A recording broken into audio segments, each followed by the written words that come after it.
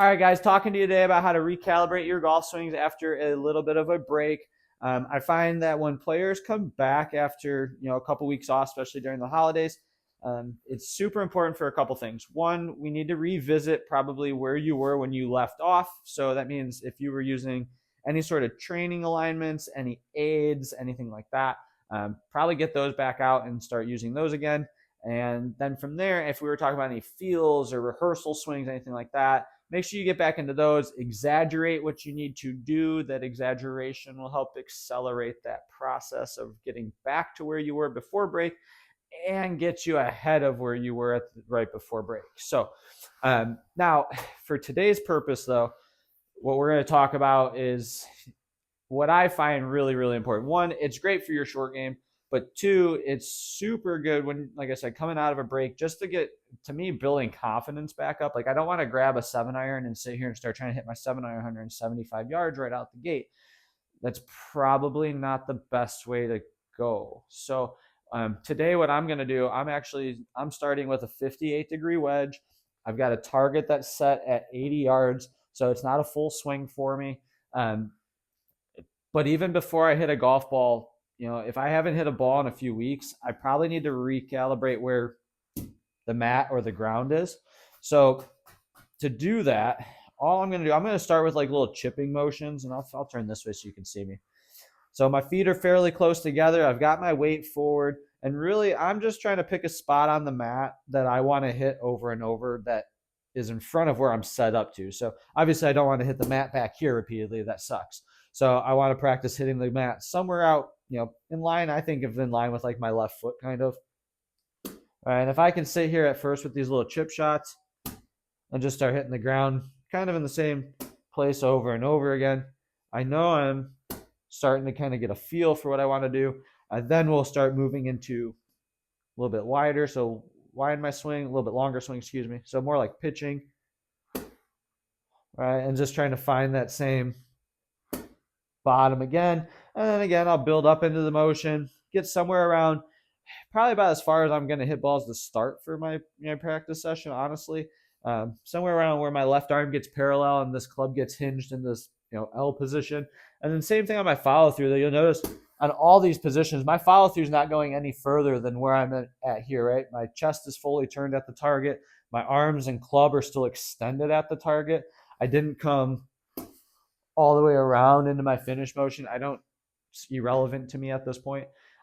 So again, my point when I come back out of breaks is I need to recalibrate the low point of my golf swing and start finding the middle of the club face more often. So that's going to be accomplished with good rotation, good arm extension through the golf ball. And then from there, as we start adding speed going through the ball, then that's where we'll start seeing the club on this side get rehinged and kind of reset over there. So I think just coming out of break, keeping the swings kind of short and sweet, that's really the best way to go. So like I said, for today's purpose, I would start off, obviously at 80 yards. If I start off with like little chip shots, that's not going to make it all the way to the green here. But I can start making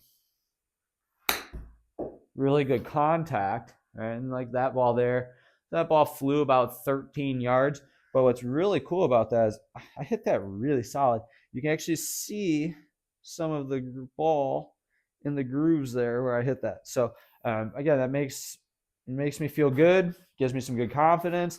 If I can do that a handful of times, I'm going to progress into a little bit longer swings. Like I said, that ball flew about 13, 14 yards.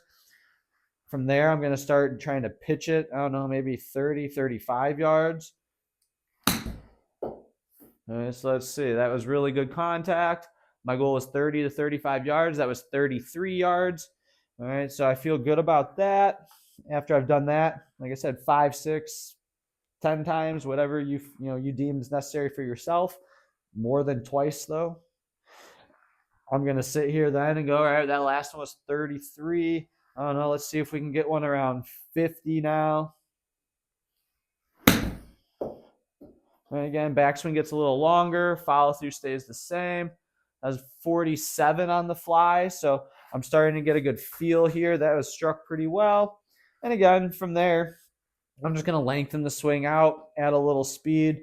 Again, nothing full speed here, though. Again, my goal is somewhere around this like L position. Rotate through with my chest facing the target, my arms extended out. Again, we're going to try and get it somewhere around maybe front edge of the green now. It's probably about 60-ish yards.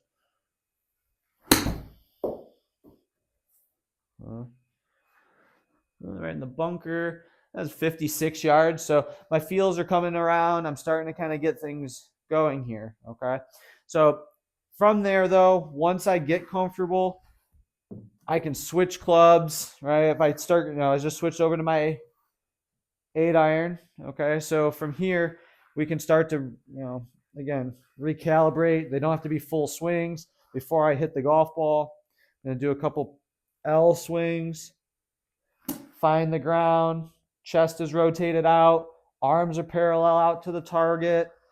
And again, just trying to find the mat in the same spot over and over again. Get some good feels going. And once I can do that, and again, then I'm going to move into my golf ball. And again, I'm going to start just chipping balls out. This is probably going to fly around 80 to 100 yards, I would think. Good strike.